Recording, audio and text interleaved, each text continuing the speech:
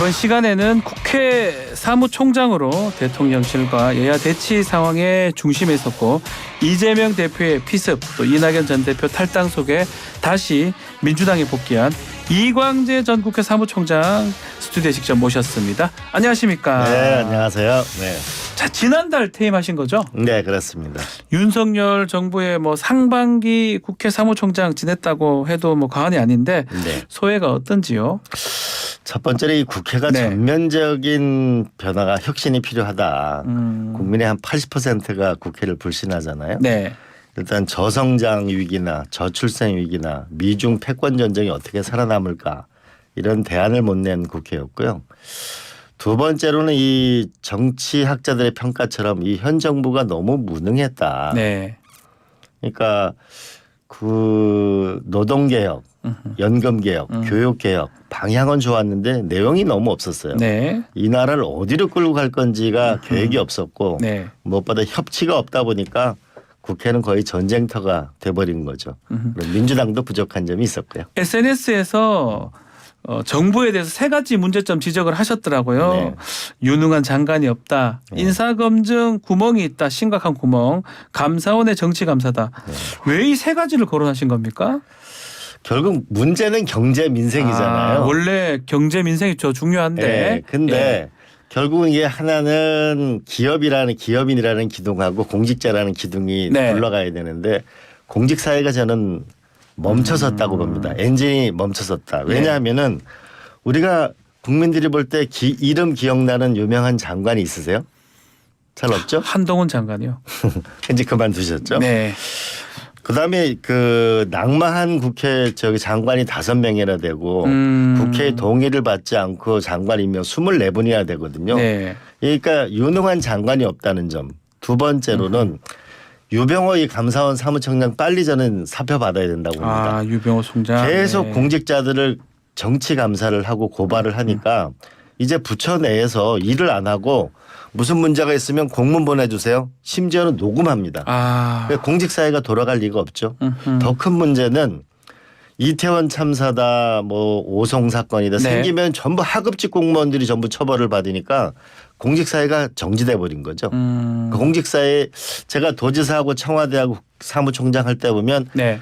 결국 대통령은 행정부의 수반이잖아요. 그렇죠. 공직자를 일하게 되는데 지금 공직사회가 정지돼 있다. 공직사회가 움직이지 않는다. 네. 이게 좀 무서운 거네요. 그렇죠. 또 국회를 보면 국회가 또 대통령실하고 대립을 하고 있고 네. 국회 내에도 여야가 또 대립하고 있는데 그렇습니다. 이런 대치 상황이 계속되는 이유는 뭐라고 봐야 됩니까? 결국 이 대통령실하고 국회하고가 그 사실 삼권 분립 국가이기 때문에 예. 국회를 존중해야 되거든요. 그런데 대통령실 보면은 이제 사실 국회라는 게 자기 마음대로 안 되잖아요. 네. 근데 결국은 대통령실에 여당에게 협상의 룸을 줘야만 정치가 살아있고 여당 대표한테 협상 룸을 안 주면은 정치는 실종됩니다. 네. 예를 들면 우리 여당의 이준석 대표 쫓아냈죠. 그다음에 결국은 나경원 의원 출마 못하게 했죠. 예. 결국은 김기현 대표도 결국은 또 쫓겨났죠. 이러다 보니까 여당 대표가 협상 권한이 없으니까 국회가 제대로 작동될 리가 없는 거죠. 네. 더군다나 이재명 대표는 1년 반 동안 수사를 받으니까 대화 실종이죠. 자, 그리고 이런 어떤 대치 관계 중에 하나가 또 거부권도 있는 것 같아요. 대통령 네네. 제2요구권. 쌍특검도 거부권 행사를 했지만 이태원 특별법 이것도 거부권 얘기가 나오고 있는데 결국 대통령실 여당에서는 이렇게 야당이 합의 없이 자꾸 올리니까 거부권 행사할 수 없다라고 얘기를 하고 있는데요. 이건 어떻게 보십니까? 저는 가장 큰 합의는 국민의 동의 아닌가 싶은데요. 국민의 60%가 이 특검을 찬성하시잖아요. 네. 그리고 더 큰 문제는 이태원 참사 특별법은 대통령실에서 1.8km 떨어진 데서 우리의 정말 꽃 같은 자식들이 사라졌거든요. 얼마나 가슴 아팠어요? 전 세계 뉴스를 통해 다 방송이 되는 걸 보면서 국민들이 얼마나 참담했어요. 네. 오히려 정부가 나서서 특검을 해야 되죠. 특검이 아니고 빨리 특별법을 통과시켜서 특별법. 조사하고 예. 이렇게 치유하고 거기 있는 상인들을 위로하고 하는 것이 그래야 국가의 존재 이유 아닌가요? 국민들이 원하는 걸 자식 이기는 부모 없고 국민 이기는 정권 없습니다. 자, 대통령실에서 이렇게 거부권 행사를 이제 한다고 한 이후에 국민의힘은 김정수 여사 옷 구입했던 거하고 김혜경 또 여사 법인카드 사용했던 거 이거를 특검으로 하겠다 이런 얘기를 또 하더라고요. 이건 어떻게 봐야 됩니까? 정부는 국가를 끌고 나가는 가장 강력한 책임 네. 있는 주체잖아요. 벌써 정권 바뀐 지 2년 지났거든요. 그리고 이재명 대표 수백 차례 압수수색하고 재판하잖아요. 네. 제발 좀 민생 경제 미래를 위해서 정부가 일해 주길 바랍니다. 이제 벌써 3년 차에 들어섰습니다. 3년 차. 그러니까 국민들은 이번 선거에서 꼭 심판하자 이런 여론이 이렇게 자꾸 하면 할수록 더 높아지는 거죠. 네네 알겠습니다. 자, 우리 이광재 사무총장님 얘기도 한번 질문을 드려보겠습니다. 지금 결국 이제 사표를 내신 거죠? 그렇습니다. 그럼 시간으로 봤을 땐 총선 출마하겠다 이런 의지로 봐야 되겠네요. 1월 11일 이전에 네. 사표를 했어야 되니까.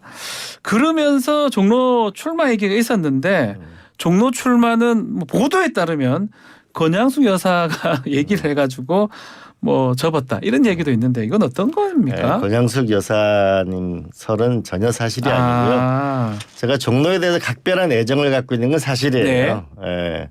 그게 제가 대학교 입학했을 때 야학 교사 생활도 했고 네. 노무현 대통령이 출마하기 전에 한 30년이 됐거든요.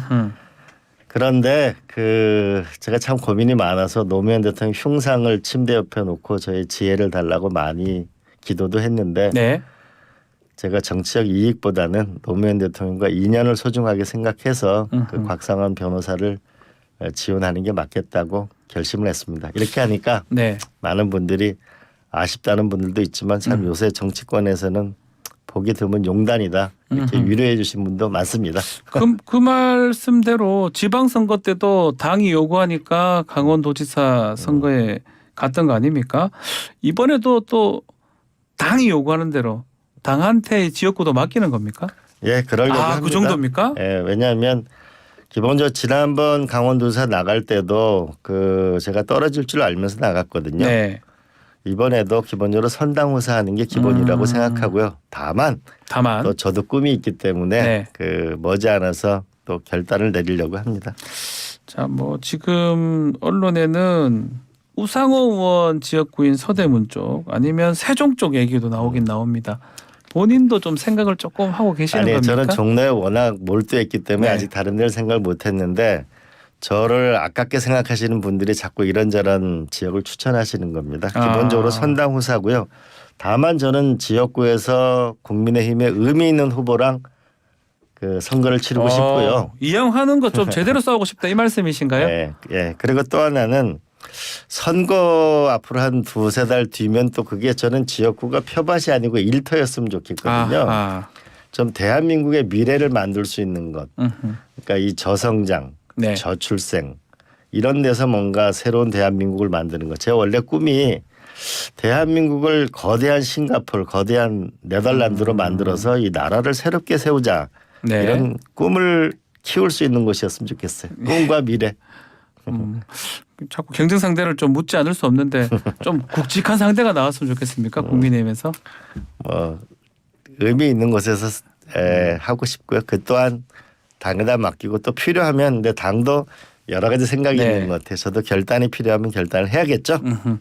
자, 지금 공관위가 꾸려져서 임혁백 공관위원장이 국민 참여 공천제 얘기를 하고 있는데 지금 비명계에서는 이거 반발 좀 하는 것 같습니다. 이렇게 하면 우리가 지금 나가기 좀 어렵게 만드는 거 아니냐 이런 작업 아니냐 이 반발을 하고 있는데요. 어떻게 보시는지요? 저는 이제 이재명 대표가 아마 이번 주에 당무 복귀를 네. 하지 않을까요? 그렇게 되면 저는 개인적으로 김부겸 총리나 정세균 총리 이런 분들의 지혜를 모아서 화학적인 결합을 통해 가지고 좀 예.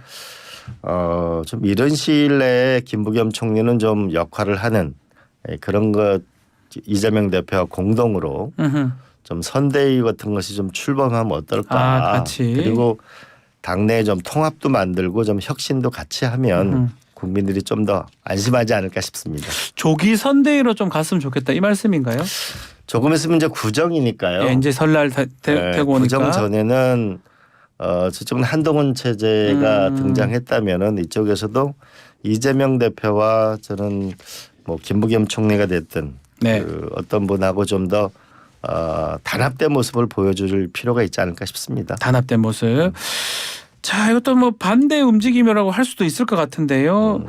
자, 원외 친명 조직들이 있습니다. 그 조직에서 특히 문재인 이 청와대 출신들에 대해서 좀 공격을 좀 하고 있어요. 임종석, 노영민 전 두 실장, 두 비서실장 이분들 총선에 출마하는 거 안 된다 이렇게 비판하는데 이 부분 어떻게 보십니까? 저는 지금은 많은 국민들이 네. 한 60%가 윤석열 정권이 잘 못한다고 생각하잖아요. 이번에 심판하자고 하잖아요. 네. 여기에 좀 집중했으면 좋겠고요. 그리고 우리가 코로나 때 가장 감동적인 장면이 혹시 뭐겠어요? 저는 네. 그 간호사 한 분이 연세 드신 아. 어르신하고 고스톱 쳐주는 장면이었거든요. 생각납니다. 저는 이제 민주당이 내부를 얘기하는 것보다는 국민들의 이 아픔, 지금 일자리 때문에 청년들이 힘들어하잖아요. 네. 노후 가난 때문에 연세 드신 분이 힘들어하잖아요.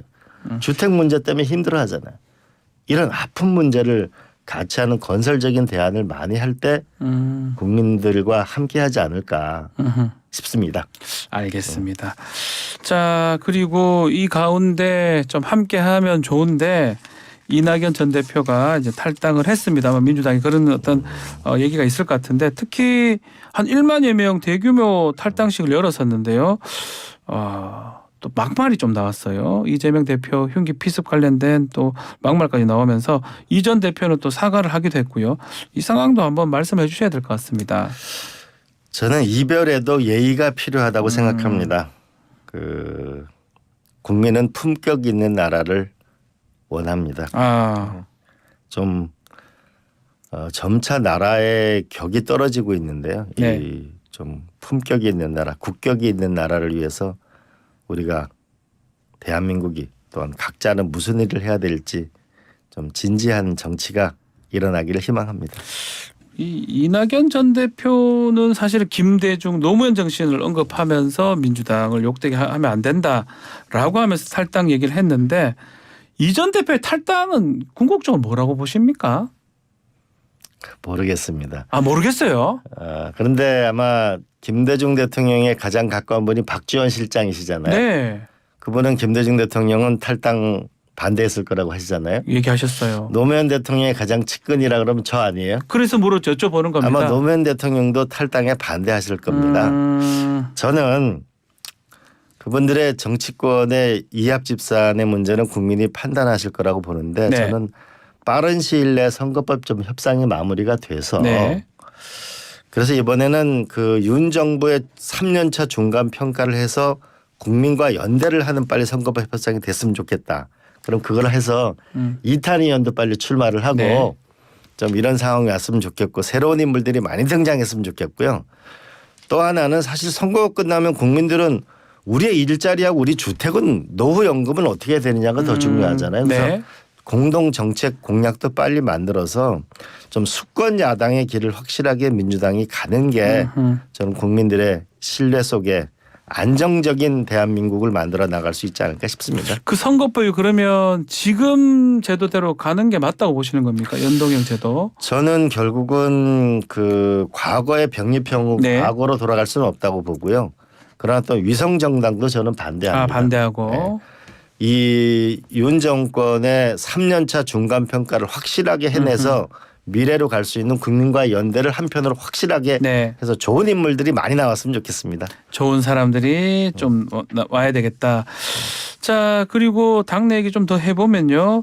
홍익표 원내대표 또 이 예방을 받은 문재인 전 대통령은 통합적으로 운영을 좀 해달라라고 얘기하면서 근데 이 얘기가 추가적인 어떤 탈당 일어나지 않게 하라는 의미다라고 하는데 이제 문제는 한 2월 달에 컷오프나 이런 게 있을 수 있잖아요. 공천 관련해서 어떻게 연쇄 탈당 우려가 좀 있습니까? 어떻게 보고 계십니까?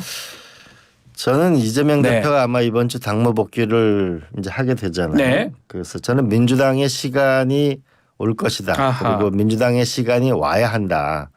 이제는 통합하고 혁신의 이 두 축을 확실하게 밀고 나가야 전 국민들의 일구의 마음과 함께할 거라고 봅니다. 네, 같이 가야 된다, 통합을 해야 된다. 근데 만약에 좀 비명 쪽에 예컨대 공천에서 불리한 좀 움직임이 있다면 그분들이 또 그런 결단을 내릴 수도 있다. 이런 어떤 우려가 있는 것 같거든요. 결국은 그 하나는 통합이 돼야 했지만 통합이 되기 위해서는 공정한 공천도 중요하잖아요. 네. 또 혁신이 되려면 지금 이 정부의 정치는 거울 같은 건데 이 정부를 비판하는 가장 큰 이유는 민생 경제에 무능하다잖아요. 네. 그다음에 불통이라는 거 아닙니까? 또 하나는 인사 실패 세계를 낸다면 우리 민주당도 민생 경제에 유능한 사람을 뽑아내야 되는 거죠. 뽑아야 되고. 그다음에 네. 불통을 없애는 민주당이 돼야 되는 거고요. 네. 또 하나는 참신한 인사를 많이 만들어내는 민주당이 돼야만 국민들의 마음을 얻는 거잖아요. 저는 이런 혁신의 노력이 저는 박차를 가할 때가 왔다. 민주당의 시간이 오고 있다. 이제 민주당은 새로운 길을 가야 된다고 생각합니다. 자, 국민의힘의 한동훈 비대위원장 행보는 어떻게 보고 계십니까? 그 비대위원장 설이 돌 때는 이 검사부 일체냐 이렇게 비판을 또 했었던 기억이 나는데 지금까지는 뭐 잘하고 있는 겁니까? 어떻게 봐야 됩니까? 2주 정도 됐습니다. 한동훈 위원장의 지지도 개인 지지도는 올라가는데 국민의힘 지지도는 안 올라가죠. 저는 이미지 정치보다는 국민 민생에 좀 집중했으면 좋겠다. 이 축구 선수가 노래 잘한다고 연봉이 올라가지는 않거든요. 근데 왜 비대위가 생겼냐? 윤석열 정부의 60%에 대해서 국민이 잘못한다고 하잖아요. 네. 이거를 고쳐야 되잖아요. 근데 국민이 생각하는 60%는 하나 민생 경제에서 무능하다. 네. 하나 너무 불통이다. 근데 민생 경제에 답을 내려면 제가 볼 때는 오히려 이번에 수많은 과학자들의 가슴을 아프게 한 게 R&D 삭감이잖아요. 네. 그러면 그들을 위로하고 오히려 CES 같은데 라스베가스 갔다 오면 국민들이 더 미래지향적이라고 보지 않았을까요? 또 불통이 문제라고 이 정부를 비판하는데 그런데 우리 특검을 다 반대하잖아요. 네. 그러면 또 국민에 맞서는 거 아닌가요? 그다음에 세 번째로는 인사 실패가 이 정부에 실망하는 큰 이유 중에 하나인데 새로 되고 나서 박은식이라는 비대위원은 김구 선생님에 대해서 폭탄 던지신 분이 나라 시스템을 알까? 또 하나는 1호 영입인재 박상수 변호사는 신도시 맘들 부동산 상승기 이혼 소송으로 목돈을 굴려 이런 분들을 영입한다는 건 인사 실패가 계속되고 있다는 거잖아요. 네. 본인이 인사검증 책임자였잖아요. 민생과 불통과 인사 부분에 있어서 좀 더 이제는 이미지보다는 대안 중심으로 말하면 더 좋지 않을까 싶습니다. 이 한동훈 이 비대위원장 그래도 개인적 효과는 있는데 김건희 여사 리스크가 발목을 잡고 있다는 얘기 나오는데 이건 어떻게 보십니까? 저는 자식 이기는 부모가 없잖아요. 그리고 국민 이기는 정권이 없거든요. 예. 국민의 70-80%가 특검을 하라고 하면 특검을 해야 되잖아요. 네. 근데 그걸 왜 반대하죠? 그래가지고 국민에 맞서서 국민의 이긴 정권은 없습니다. 국민들의 회초리만 점점 더 한 개, 두 개 늘리고 있는 중이라고 생각합니다. 자, 이제 뭐 시간이 좀 다 됐는데 자, 의미 있는 상대가 붙겠다. 오늘 그 아주 큰 핵심 주제 같은데 혹시 원희룡 장관 같은 분도 괜찮아요? 뭐 저는 당에서 필요한 곳이라면 갈 것이고요. 아하. 근데 저는 정치라는 것 자체가 좀 미래를 건설하는데 예. 시간을 많이 쓰고 싶습니다. 검사는 과거를 조사하는 데 시간을 보내지만 정치는 미래를 건설하는 데 시간을 보내는 거니까요. 네. 그리고 대한민국 국민 너무 아프고 아마 지금 고려 거론 전쟁 많이 보시잖아요. 재밌어요. 예. 대한민국의 아마 많은 국민들은 우리나라를 구할 양규가 있느냐, 양규는 어디 있느냐, 나라를 구할 정치인은 어디 있느냐라고 지금 찾고 있는 거 아닌가 싶거든요. 양규가 되고 싶으신 겁니까? 아니요. 거기서는 저는 새로운 미래를 만드는데 기여하고 싶습니다. 알겠습니다. 이 쌍뚜껑 거부권 관련해서 여론조사를 말씀하셨는데 한길 리서치가 쿠키뉴스 의뢰로 6일하고 8일간 조사에는 유무선 병행입니다. 자세한 내용은 선거 중앙선거 여론조사 심의 참고하면 되고요. 대통령 평가 지지율도 한국갤럽이 조사한 내용이고요. 9일부터 11일 무선 전화 면접 조사입니다. 자, 오늘 인터뷰 여기서 마치겠습니다. 이광재 전 사무총장이었습니다. 감사합니다. 네, 고맙습니다.